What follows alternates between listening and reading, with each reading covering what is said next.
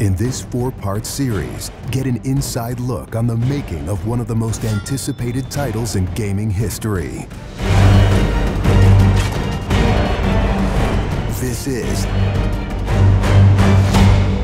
Inside Assassin's Creed 3.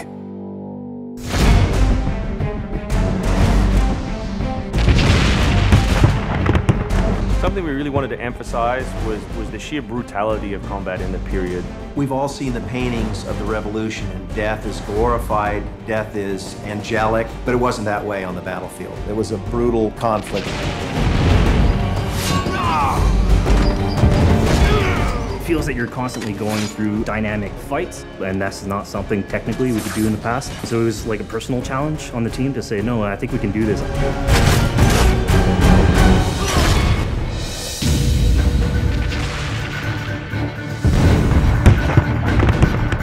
These armies are filled with different types of weapons.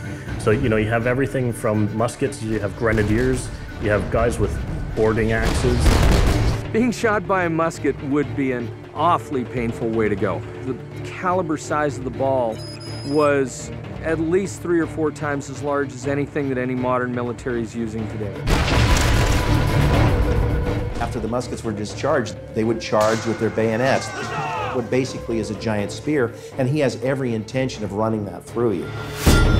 They would shoot and then they would march, and that hand-to-hand combat was really brutal. And whether it's people using a bayonet affixed on the end of a musket, a small hatchet, this is a kind of killing that is very mano a mano.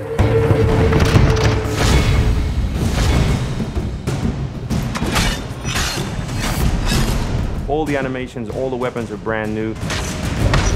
It was interesting to start on a new style of fighting that is much more close and aggressive. Connor's favorite weapon is the tomahawk, obviously super deadly in hand-to-hand combat. Also the bow and arrow. It fits with his native heritage and it's lethal. The rope dart, it's a real accurate Chinese tool that we found the references for that period as well. He can use it from the ground, so he can bring the enemy towards him. It gives him the ability, for example, on a tree, to hang someone from above.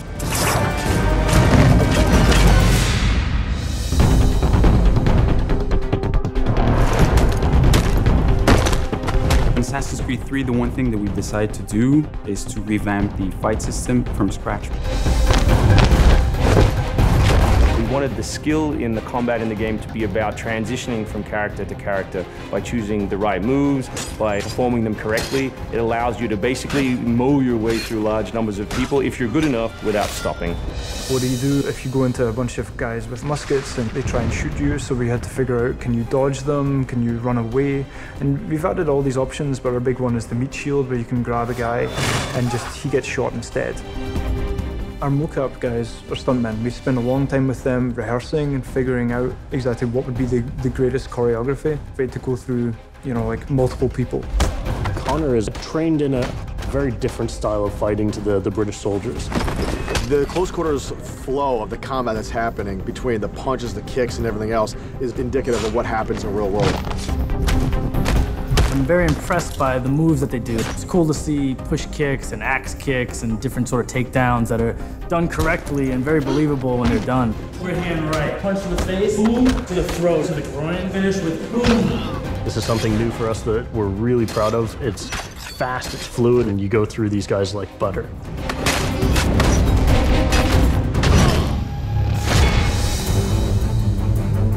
Connor is essentially the first guerrilla fighter. He's someone whose goal is always to move behind enemy lines, to pick off his target, and to escape. Employing guerrilla tactics, or what we now know today as asymmetric warfare, was something that truly was a component of the American Revolution.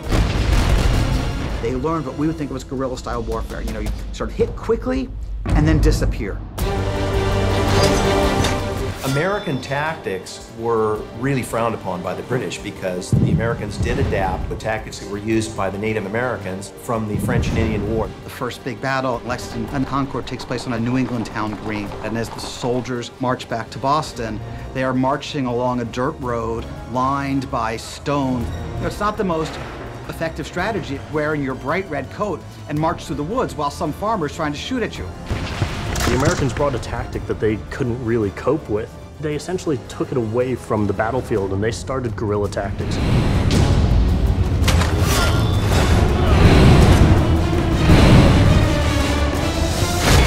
Next time on Inside Assassin's Creed 3, the hero behind the war. Connor is the hero of the American Revolution. He's a bit more like Dirty Harry. Connor is the current-day Special Forces soldier. Silent, stealthy. He's fighting for freedom and he's fighting against tyranny.